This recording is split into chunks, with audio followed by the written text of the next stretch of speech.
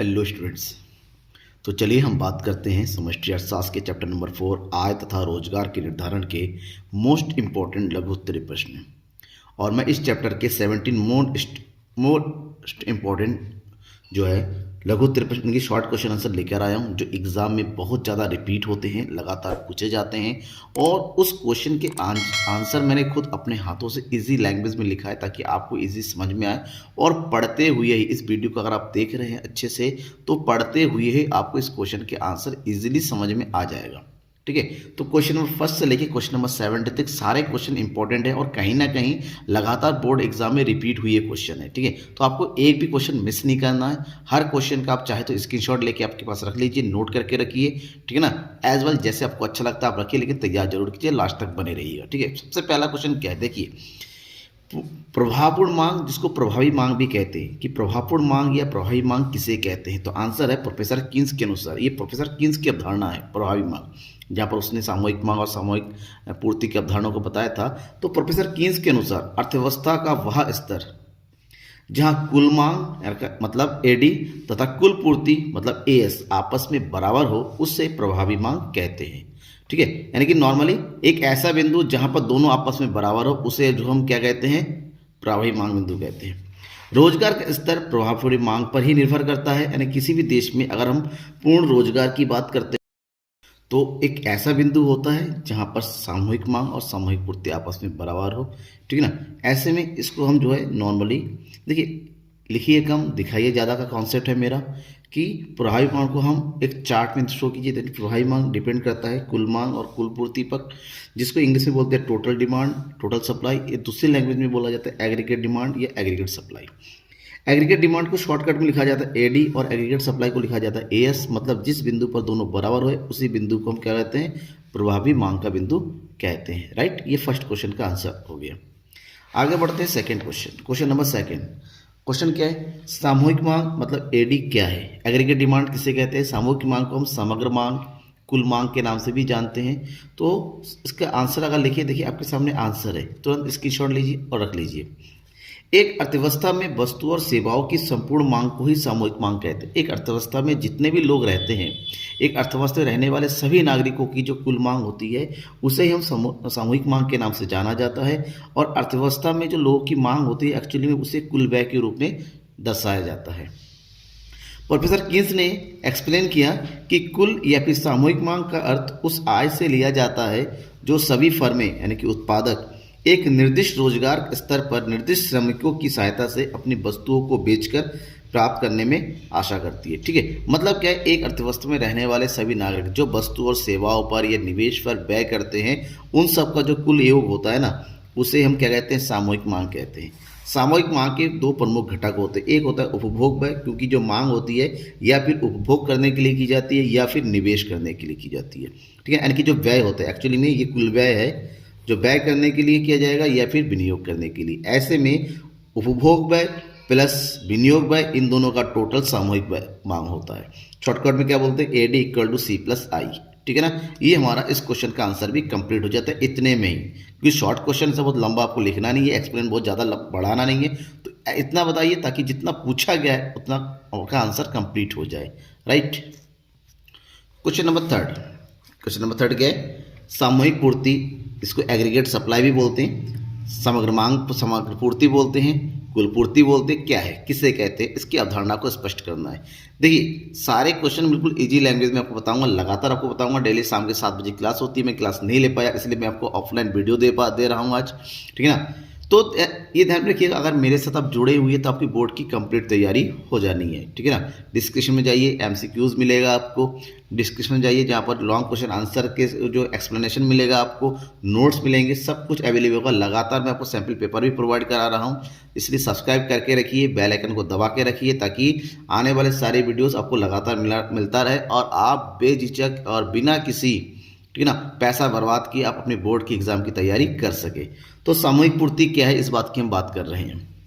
सामूहिक पूर्ति की धारणा का संबंध देश की समस्त उत्पादकों के द्वारा वस्तुओं व सेवाओं की पूर्ति से है। मतलब एक देश में रहने वाले जितने भी उत्पादक है, वो सभी उत्पादक मिलके जितने भी वस्तुओं सेवाओं का उत्पादन करते हैं या फिर पूर्ति कहते हैं, उसका सम टोटल को सामूहिक पूर्ति यानी कि एग्रीगेट सप्लाई के रूप में जानते हैं। इसका अर्थ ये हुआ कि सामूहिक पूर्ति उत्पादकों के उत्पादन पर निर्भर करती है, और आप सबको पता है किसी भी देश में वस्तु और सेवाओं के उत्पादन के मूल्य को सकल घरेलू उत्पाद के नाम से जानते हैं। इसीलिए सामूहिक पूर्ति देश के सकल घरेलू उत्पाद यानी कि जीडीपी, जिसको आय भी बोला जाता है, के समान होती है। दैट मीन्स सामूहिक पूर्ति बराबर सकल घरेलू उत्पाद। शो कीजिए, और यहाँ पर सामूहिक पूर्ति के दो घटक होते हैं, उपभोग और बचत। क्यों? क्योंकि आय का जो आय होती है, आय का दो पार्ट होता है। ये तो आय को हम क्या करेंगे, उपभोग पर खर्च करेंगे, या फिर खर्च करने का जो बचता है वो बचत होती है। यानी कि उपभोग प्लस बचत बराबर क्या होता है, सामूहिक पूर्ति होता है। शॉर्टकट में बोलते हैं ES = C+S। ये क्वेश्चन हमारा कंप्लीट होता है। इतना लिखेंगे तो आंसर कंप्लीट। पूरा कोई भी आपको 1 नंबर या आधा नंबर भी नहीं कर सकते इतना लिखने पर, ठीक है ना। लिखना सही है, सटीक लिखना है, ना बढ़ाना है ना छोड़ना है। नेक्स्ट क्वेश्चन, क्वेश्चन नंबर 4 क्या है, उपभोग प्रवृत्ति से आप क्या समझते हैं। उपभोग प्रवृत्ति से आप क्या समझते हैं। उपभोग प्रवृत्ति को इंग्लिश में बोलते हैं प्रोपेंसिटी टू कंज्यूम, यानी कि खर्च करने की आदत। आपकी खर्च करने की आदत क्या है, खर्च करने का रेशियो क्या है। इसका मतलब ये है कि क्यों, क्योंकि जो खर्च होता है वो आय का हिस्सा होता है, जो हम इनकम करते हैं उसी में से खर्च करेंगे। दैट्स मीन आय के भिन्न भिन्न स्तरों पर कुल आय उपभोग व्यय के बीच फलनीय संबंध को व्यक्त करने वाला विवरण उपभोग प्रवृत्ति कहलाता है। या यूं कहें, आय में परिवर्तन के कारण उपभोग में होने वाले परिवर्तन के संबंध को उपभोग प्रवृत्ति कहा जाता है। ये लिखने की लैंग्वेज समझिए। अब आप अपने जो भी आप इनकम कर रहे हैं, यानी कि जो भी आपकी आय है, उस आय का कुछ भाग क्या करते हैं, उपभोग करते हैं, मतलब खर्च करते हैं किसी न किसी चीज़ पर, चाहे निवेश पर करें, चाहे वस्तु और सेवाओं पर करें, कैसे भी हो करते हैं। तो आय का वह भाग आप उपभोग पर व्यय करते हैं। तो इन दोनों के बीच का जो संबंध होता है, वो अनुपातिक संबंध होता है, उसी संबंध को उपभोग प्रवृत्ति के नाम से जाना जाता है। सिंपल लैंग्वेज में आप समझ जाइए, ठीक है। अब इसको एग्जाम्पल के थ्रू में कैसे, जैसे हम इनकम कर रहे हैं 0 और खर्च करें 200। भाई आप इनकम करें या ना करें, लेकिन आपका कुछ ना कुछ तो पैसा खर्च होगा ही, आप कुछ ना कुछ तो व्यय करेंगे ही करेंगे। तो यहाँ पर 0 इनकम, उपभोग है कितना, 200। अब आय बढ़ के 100 हो गई, आपकी उपभोग भी बढ़ती चलेगी। जैसे जैसे आय बढ़ती चली जाएगी वैसे वैसे उपभोग में भी वृद्धि होगी। तो ये जो संबंध होता है इन दोनों के बीच में, आय और उपभोग के बीच में, इसे उपभोग प्रवृत्ति के रूप में जाना जाता है। समझ में आ गया आपको। डाउट रहता है बेटा, कमेंट बॉक्स आपके लोगों के लिए ही है कि आप अपने डाउट को कमेंट बॉक्स में लिखकर बताएं, और उन डाउट्स को मैं क्लियर करूंगा, चाहे वीडियो बना के करूं चाहे एक्सप्लेनेशन करूं, लेकिन क्लियर जरूर होगा। नेक्स्ट क्वेश्चन, औसत उपभोग प्रवृत्ति यानी कि APC किसे कहते हैं। APC average propensity to consume, और हिंदी में औसत उपभोग प्रवृत्ति क्या होता है। ध्यान में रखिएगा, बिल्कुल छोटा सा आंसर है 2 लाइन का, कि आय का वह भाग जो उपभोग पर खर्च किया जाता है, क्योंकि आप इनकम करेंगे तो खर्च जरूर करेंगे। तो आय का वह भाग जो उपभोग पर व्यय किया जाता है, उसके संबंध को औसत उपभोग प्रवृत्ति कहा जाता है। और ये कुल उपभोग का कुल आय के साथ अनुपात होता है, यानी कि अपनी टोटल इनकम कितनी है और टोटल इनकम का कितना भाग आप जो खर्च करते हैं, इन दोनों के बीच के संबंध। और इस संबंध को आप इस फार्मूले के थ्रू शो कर सकते हैं। आपको एग्ज़ाम में फार्मूला हो, समीकरण हो, चार्ट हो, जितना हो वो आपको दर्शाना होगा, ताकि आप देखिए, इसका एक्सप्लेनेशन ज़्यादा देने की जरूरत है ही नहीं। फिर भी आपको 3 मार्क्स में, 4 मार्क्स में, 2 मार्क्स के हिसाब से आंसर लिखना है, तो सबसे बेटर है कि आप इसका फार्मूला लिख दीजिए। ऐसे में औसत उपभोग प्रवृत्ति बराबर उपभोग की मात्रा भागा आय की मात्रा। उपभोग की मात्रा जिसको हम C बोलते हैं, यानी कि कंजप्शन। आय की मात्रा जिसको बॉय लिखते हैं, दैट मीन्स शॉर्ट फार्मूला बन जाता है APC = C/Y। Right, clear. अब नेक्स्ट क्वेश्चन की तरफ बढ़ते हैं। क्वेश्चन नंबर 6, सीमांत उपभोग प्रवृत्ति को उदाहरण सहित समझाइए। सीमांत उपभोग प्रवृत्ति that means MPC marginal propensity to consume क्या होता है, आपको एग्जाम्पल भी देना है, ठीक है। तो सबसे पहले तो इसके अर्थ की बात करते हैं। आय में थोड़ी सी वृद्धि के फलस्वरूप, आय में अगर वृद्धि होती है, आपकी इनकम बढ़ती है, तो उपभोग में जो वृद्धि होती है तो उसे सीमांत उपभोग प्रवृत्ति कहते हैं। आपकी इनकम जितनी है उससे अगर आपकी इनकम बढ़ गई तो जाहिर सी बात है आपका उपभोग भी बढ़ जाएगा। तो आय में होने वाले परिवर्तन के फलस्वरूप उपभोग में जो भी परिवर्तन होता है उसके बीच के संबंध को सीमांत उपभोग प्रवृत्ति यानी कि एमपीसी के नाम से जाना जाता है। ठीक है, अब इसको फार्मूला के रूप में कैसे शो करेंगे? सीमांत उपभोग प्रवृत्ति बराबर उपभोग में वृद्धि और आय में वृद्धि। ठीक है, उपभोग में वृद्धि जो परिवर्तन होता है उसको हम किसके थ्रू शो करते हैं? डेल्टा। ठीक है, दैट इज ट्रायंगल। तो delta C upon delta Y मतलब उपभोग में परिवर्तन भागा आय में परिवर्तन। ठीक है, ये होता है एमपीसी का फार्मूला। अब क्योंकि यहाँ पर उदाहरण भी कहा गया है कि उदाहरण लिखिए, तो एक उदाहरण के साथ शो करते हैं। देखिए, यदि आय 20 करोड़ से बढ़कर 40 करोड़ हो जाती है, आपकी आय 20 करोड़ से बढ़कर 40 करोड़ हो जाती है, तो उपभोग 16 करोड़ से बढ़कर 24 करोड़ हो जाती है। ठीक है, इनकम बढ़ गई तो उपभोग भी बढ़ी। तो सबसे पहले ये पता कीजिए, आपसे पूछा गया है कि सीमांत उपभोग प्रवृत्ति ज्ञात कीजिए, तो सबसे पहले ये पता कीजिए कि उपभोग में कितनी वृद्धि हुई। 16 से 24 यानी कि 24 माइनस 16 बराबर 8। आय में वृद्धि 20 से 40 यानी कि 40 माइनस 20 बराबर 20 करोड़। ठीक है ना, तो ऐसे में फार्मूला क्या होता है एमपीसी निकालने का? MPC equal to delta C upon delta Y. That means delta C is 8, delta Y is 20। तो 8 को 20 से डिवाइड करेंगे, कितना आएगा? 0.8 आएगा। समझ में आ गया? किसी को डिवाइड नहीं आता है तो बता दीजिए। ये 0 से पॉइंट लगाया, 0 बढ़ाया, 24 ज़ा 80, that means 0.4। Okay, any doubt? बिल्कुल डाउट है तो कमेंट बॉक्स से कमेंट करके बताइए, शर्माना नहीं है। क्वेश्चन नंबर 7, सीमांत उपभोग प्रवृत्ति एवं सीमांत बचत प्रवृत्ति में संबंध स्पष्ट कीजिए। मतलब साहब है कि एमपीसी एंड एमपीएस में क्या रिलेशन है, दोनों किस तरह से एक दूसरे से जुड़े हुए हैं, इसके संबंध को बताना है। तो सिंपल सा इसका आंसर है, ध्यान में रखिएगा, क्योंकि ये रिलेटेड लगभग इसके जो संबंध होता है इससे रिलेटेड न्यूमेरिकल क्वेश्चन भी पूछे जाते हैं। वैसे तो मैं आपको न्यूमेरिकल क्वेश्चन आज बता नहीं रहा हूँ, लेकिन न्यूमेरिकल क्वेश्चन की पूरी सीरीज लेकर आऊँगा जल्द ही, बस ये लघुत्तरीय प्रश्न का सिलसिला खत्म हो जाए। तो आंसर जब देंगे तो क्या आंसर है? सीमांत उपभोग प्रवृत्ति एवं सीमांत बचत प्रवृत्ति का योग सदैव इकाई के बराबर होता है। इकाई मतलब एक, मतलब साफ है कि अगर एमपीसी और एमपीएस को ऐड करते हैं तो इसका आंसर हमेशा एक ही आना है। अगर मान लीजिए एमपीसी पूरा होता है, मतलब एमपीसी बराबर 1, तो एमपीएस यहाँ पर 0 होगा, लेकिन इसका टोटल कभी भी 1 से ज़्यादा नहीं होगा। ठीक है ना, और 0 से कम नहीं होगा। तो इसका मतलब ये हुआ कि इसी कारण से सीमांत उपभोग प्रवृत्ति आय में वृद्धि और उपभोग में वृद्धि के अनुपात को दर्शाता है, जबकि सीमांत बचत प्रवृत्ति आय तथा बचत में परिवर्तन के अनुपात को दर्शाता है। दोनों ही आय से जुड़े हुई हैं, आय के कारण दोनों में परिवर्तन होता है। इसका मतलब ये हुआ कि आय को अगर 1 मानते हैं तो सीमांत उपभोग प्रवृत्ति निकालने के लिए इस फार्मूला का यूज़ किएंगे और सीमांत बचत प्रवृत्ति निकालने के लिए इस फार्मूले का प्रयोग करेंगे। दोनों का निर्माण इस फार्मूले से बना है। ठीक है ना, समझ में आ गया? आपको इस क्वेश्चन का आंसर इतना पूरा लिखना है। क्वेश्चन देखिए, क्वेश्चन नंबर 7।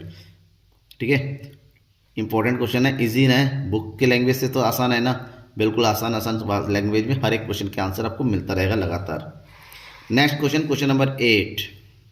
छोटा सा क्वेश्चन है, बेसिकली ये क्वेश्चन छोटे में ही आता है। क्वेश्चन क्या है? क्वेश्चन है विनियोग इन्वेस्टमेंट से क्या तात्पर्य? विनियोग को हम निवेश भी बोलते हैं। ठीक है, विनियोग यानी कि निवेश से क्या तात्पर्य है?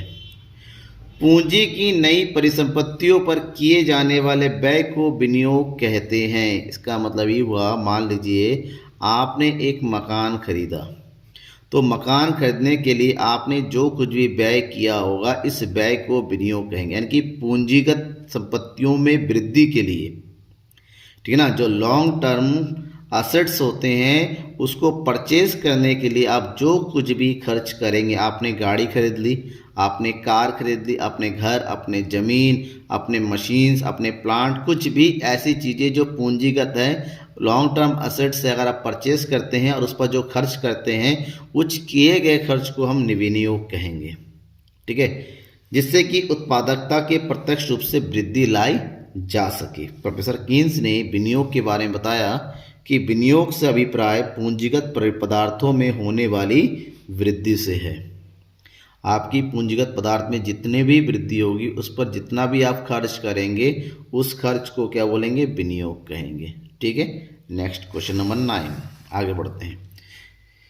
पूंजी की सीमांत उत्पादकता से क्या तात्पर्य? पूंजी की सीमांत उत्पादकता को इंग्लिश में बोला जाता है marginal capital efficiency, MEC, marginal efficiency of capital, MEC के नाम से जाना जाता है। MEC marginal efficiency of capital क्या होता है? देखिए, कहीं पर भी आप पैसा लगाते हैं, कहीं पर भी अगर आप पैसा लगाते हैं, मतलब पैसा इन्वेस्ट कर रहे हैं, तो उससे यही सोच के आप पैसा इन्वेस्ट करते हैं कि उससे आपको क्या मिलेगी, आय मिलेगी।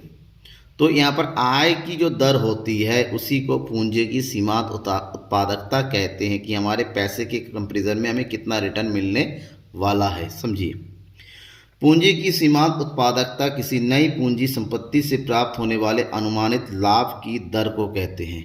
ठीक है ना, कि अनुमानित मतलब हम अगर ये सोचते हैं कि हमने पैसा लगा रखा है तो बदले में हमें इसको कितना रिटर्न मिलेगा, इस रिटर्न की जो दर होती है उसी को सीमांत उत्पादकता के नाम से जानते हैं। प्रोफेसर फिशर ने इसको एक्सप्लेन किया है कि पूंजी की सीमांत उत्पादकता लागत को निकालकर प्राप्त होने वाला वह प्रतिफल है जो पूंजी परिसंपत्तियों की सीमांत इकाई से प्राप्त होती है। और यहाँ पर एक फार्मूला यूज़ किया जाता है सीमांत उत्पादकता निकालने के लिए, MEC इक्वल टू प्रत्याशित आय, मतलब आप सोचते हैं कि कितनी इनकम होनी चाहिए डिवाइडेड बाई लागत, आपने कितना पैसा लगा रखा है, मल्टीप्लाई बाई 100। इस फार्मूले से MEC की कैलकुलेशन हो जाता है। ठीक है, इतना लिख देना इस आंसर में। क्वेश्चन नंबर 10, पूर्ण रोजगार की अवधारणा को समझाइए। पूर्ण रोजगार से आप क्या समझते हैं? पूर्ण रोजगार के अर्थ को लिखिए, पूर्ण रोजगार के अवधारणा को स्पष्ट कीजिए। कई अलग अलग तरीके से इसके क्वेश्चन को पूछा जाता है, बट आपको ध्यान रखना आंसर एक ही है कि पूर्ण रोजगार की अवधारणा, पूर्ण रोजगार किसे कहते हैं, पूर्ण रोजगार का अर्थ, पूर्ण रोजगार से क्या आशय है, सेम है। तो आंसर जब लिखेंगे तो ध्यान में रखिएगा, इसका आंसर छोटा सा लिखना होता है क्योंकि बहुत बड़ा कॉन्सेप्ट नहीं है ये। पूर्ण रोजगार वह दशा है जिसमें प्रचलित मजदूरी दर पर कार्य करने योग्य एवं इच्छुक व्यक्तियों को कार्य प्राप्त हो जाता है। मतलब मान लीजिए किसी भी इकोनॉमी में 100 मजदूर है जो 100 के 100 काम करना चाहते हैं, योग्य भी है, ठीक है ना। तो ऐसे में अगर 100 के 100 लोगों को काम मिल जाता है तो उस स्थिति को हम पूर्ण रोजगार कहते हैं। और इसी को समष्टि अर्थशास्त्र ने एक्सप्लेन किया है कि पूर्ण रोजगार साम्य कि वह स्थिति है जिसमें वस्तुओं और सेवाओं की कुल मांग उनकी कुल पूर्ति के बराबर होती है। मान लीजिए काम श्रमिकों की जो पूर्ति है, मैंने अभी बताया 100 श्रमिक काम करने के लिए आए हुए हैं, मतलब पूर्ति है। अब उतने ही श्रमिकों को काम मिल जाता है, मतलब मांग है इतनी श्रमिकों की, जिस बिंदु पर दोनों बराबर होगा उसको साम्य का बिंदु बोलते हैं। अगर पूर्ति के बराबर मांग है तो उसी बिंदु को हम पूर्ण रोजगार का स्तर कहेंगे, ठीक है ना। इसका मतलब सभी लोगों को प्रॉपर काम मिल गया है, ठीक है। ये पूर्ण रोजगार की अवधारणा है। अगर इस अवधारणा में कोई भी डाउट है तो बेझिझक मुझे कमेंट बॉक्स में कमेंट करके बताइए। और हाँ, इस चैप्टर को आपको नोट्स चाहिए, इस चैप्टर के MCQs चाहिए, इस चैप्टर के लॉन्ग क्वेश्चन में चाहिए तो डिस्क्रिप्शन में लिंक में जाइए, देखिए आपको प्रॉपर हर एक लिंक मिलेगा। MCQs का अलग लिंक मिलेगा, लॉन्ग क्वेश्चन आंसर का अलग लिंक मिलेगा, नोट्स का भी अलग चैप्टर वाइज मिलेगा, ठीक है ना। डिस्क्रिप्शन में पूरा मैंने प्लेलिस्ट प्रॉपर तरीके से दे रखा है, यहाँ तक कि अकाउंट का भी मिल जाएगा आपको। नेक्स्ट क्वेश्चन, अनैच्छिक बेरोजगारी किसे कहते हैं? अनैच्छिक, अनैच्छिक मतलब अनिच्छा से। ऐसे लोग जो काम तो करना चाहते हैं, उनके मन में काम करने की इच्छा है लेकिन उनको काम नहीं मिल पाता है, यानी कि काम करने वाले काम की इच्छा रखने वाले व्यक्तियों को जब काम नहीं मिलता है उस स्थिति को अनैच्छिक बेरोजगारी की स्थिति कहते हैं। इसको एक्सप्लेनेशन देखिए बुक की लैंग्वेज में कि अनैच्छिक बेरोजगारी वह दशा है जिसमें स्वस्थ एवं कार्य योग्य व्यक्ति प्रचलित मजदूरी पर कार्य तो करना चाहते हैं किंतु उन्हें कार्य या रोजगार नहीं मिलता है। अर्थात ऐसे लोग जो कार्य करने की इच्छा रखने के बाद भी कार्य मिलने से वंचित रह जाते हैं, उन्हें अनैच्छिक बेरोजगारी कहा जाता है, ठीक है ना। समझ में आ गया। इजी कॉन्सेप्ट था। अनैच्छिक बेरोजगारी नाम से पता चल जाता है, बस आपको ध्यान में ये रखना है कि अनैच्छिक बेरोजगारी और ऐच्छिक बेरोजगारी दोनों अलग अलग है। अनैच्छिक बेरोजगारी में काम की इच्छा रखने वाले व्यक्तियों को काम नहीं मिलता है। और दूसरा कॉन्सेप्ट है ऐच्छिक। ऐच्छिक का मतलब होता है काम अवेलेबल होने के बाद भी उस मजदूरी दर पर जो लोग काम करने के लिए तैयार नहीं हैं, यानी कि काम है फिर भी वो काम नहीं कर रहे हैं, ऐसी स्थिति को ऐच्छिक बेरोजगारी की स्थिति कहते हैं। ठीक, आगे बढ़ते हैं। क्वेश्चन नंबर 12, से का बाजार नियम क्या है, समझाइए। से के बाजार नियम को बताना है। फ्रांसीसी अर्थशास्त्री जेवी से ने अपनी पुस्तक ट्रीटेड इकोनॉमिक पॉलिटिक में इस नियम का प्रतिपादन किया। किस नियम का? जे से। और इस नियम को से का बाजार नियम इन्हीं के नाम से कहा जाता है कि उन्होंने इस कॉन्सेप्ट को पहले दिया था। इस नियम के अनुसार यानी कि जेवी से के अनुसार पूर्ति अपनी मांग का निर्माण स्वयं करती है, यानी कि जो पूर्ति है वस्तुओं की, उसी पूर्ति के थ्रू मांग का जन्म होता है। यूँ समझिए कि जहाँ एक और उत्पादन पूर्ति में वृद्धि लाता है तो वहीं और साधनों को दी जाने वाली आय के रूप में मांग भी वृद्धि करता है। देखिए, उत्पादन उनके अनुसार कहा जाता है कि जो उत्पादन होगा तो उत्पादन करने के फलस्वरूप जो साधन होगा, साधनों को आय की प्राप्ति होगी। जब साधनों को आय की प्राप्ति होगी तो जिनको भी आय की प्राप्ति होगी उस बदले में वो क्या करेंगे? मांग करेंगे। मांग करेंगे तो उत्पादन बढ़ेगा, यानी कि उत्पादन से साधन के प्रयोग होगा। साधनों को जब आय आय होगी तो वृद्धि होगी। इसका मतलब पूर्ति से ही मांग का निर्माण हो जाता है, जबकि ये कॉन्सेप्ट सही नहीं है। जब मांग की कमी हो जाती है किसी ना किसी को बीच में हस्तक्षेप करना ही पड़ता है, ठीक है ना। बट से ने कहा था कि यहाँ पर सरकार को हस्तक्षेप करने की जरूरत नहीं है, बाजार स्वतः ही अपनी मांग को जनरेट कर लेती है, ठीक है। इसको जो है प्रतिष्ठित या फिर यूं कहे कि पारंपरिक जो है अवधारणा के नाम से भी जाना जाता है। निवेश गुणक की अवधारणा को स्पष्ट कीजिए। निवेश गुणक यानी कि इन्वेस्टमेंट मल्टीप्लाई क्या है? अर्थव्यवस्था में निवेश की गई वृद्धि के फलस्वरूप आय में जो वृद्धि होती है उस अनुपात को निवेश गुणक कहते हैं। इकोनॉमी में जितना पैसा लगाया जाता है, ये प्रोफेसर कीन्स की अवधारणा है और कीन्स ने कहा है कि इकोनॉमी में जितना भी निवेश किया जाता है और उसके कंपैरिजन में जो आय में वृद्धि होती है वो कई गुना ज़्यादा होती है। तो जितने गुना ज़्यादा होती है उसके हम निवेश गुणक के नाम से जानते हैं। इसका मतलब ये हुआ कि निवेश गुणक निवेश तथा आय में परिवर्तन का अनुपात होता है। और इसको प्रोफेसर कीन्स ने अपने शब्दों में ये कहा है कि प्रोफेसर कीन्स के अनुसार विनियोग गुणक हमें यह स्पष्ट करता है कि जब कुल विनियोग में वृद्धि होती है तो आय उस राशि को बढ़ेगी जो विनियोग वृद्धि के गुना होगी। मतलब अगर आपने 100 करोड़ रुपए लगाया है, निवेश किया है, तो बदले में अगर आय में 300 रुपये की वृद्धि हो रही है तो हम ये कहेंगे कि आय 3 गुना ज़्यादा बढ़ी है, कि निवेश गुणक यहाँ पर 3 होगा। 100 और 300 के बीच का जो संबंध है वो 3 गुने का है, तो इसी गुणा को हम निवेश गुणक के नाम से जानते हैं। इसको कैलकुलेट करने के लिए दो फार्मूला का प्रयोग, फार्मूला है कि गुणक बराबर आय में होने वाला परिवर्तन भागा निवेश में होने वाला परिवर्तन, शॉर्टकट में delta Y upon delta I के नाम से लिखा जाता है। भूलेगा नहीं, ये फार्मूला बहुत ज़्यादा काम आने वाला है न्यूमेरिकल क्वेश्चन को सॉल्व करने के लिए, ध्यान में रखिएगा। क्वेश्चन नंबर 14, प्रत्याशित निवेश तथा यथार्थ निवेश में क्या अंतर है? प्रत्याशित निवेश किसे कहते हैं और यथार्थ मतलब वास्तविक निवेश किसे कहते हैं? प्रत्याशित मतलब आशा, जो इच्छा है। प्रत्याशित निवेश से अभिप्राय इच्छित या नियोजित निवेश से जो अर्थव्यवस्था में विभिन्न आय स्तरों के अनुरूप होता है, जबकि यथार्थ निवेश से अभिप्राय वास्तविक या अनियोजित निवेश है जो अर्थव्यवस्था में 1 वर्ष की अवधि के दौरान होता है। देखिए, एक तो हम पहले से प्लानिंग कर लेते हैं कि हमें कितना पैसा कहाँ पर लगाना है, उसे हम प्रत्याशित निवेश कहते हैं। और एक जो वास्तव में हम अर्थव्यवस्था में शॉर्ट टर्म में पैसा लगा देते हैं, उसे हम यथार्थ निवेश के नाम से जानते हैं या वास्तविक निवेश के नाम से जानते हैं, ठीक है।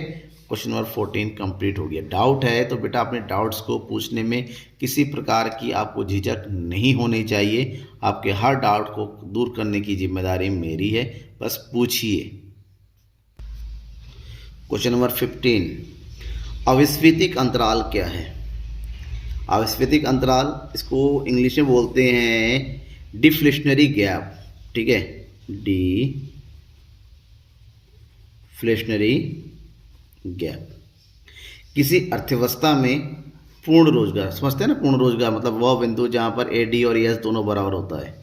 पूर्ण रोजगार संतुलन की स्थिति को बनाए रखने के लिए जितनी सामूहिक मांग की आवश्यकता होती है, मतलब एक देश में पूर्ण रोजगार के लिए मतलब ऐसे बिंदु जहां पर एडी और एस, तो उस पॉइंट में जितनी एडी जितनी भी सामूहिक मांग की आवश्यकता होती है, यदि सामूहिक मांग उससे कम हो, जितनी चाहिए उतनी भी ना हो, उससे कम हो, तो इन दोनों के अंतर को अविस्फीतिक अंतराल कहा जाता है, ठीक है।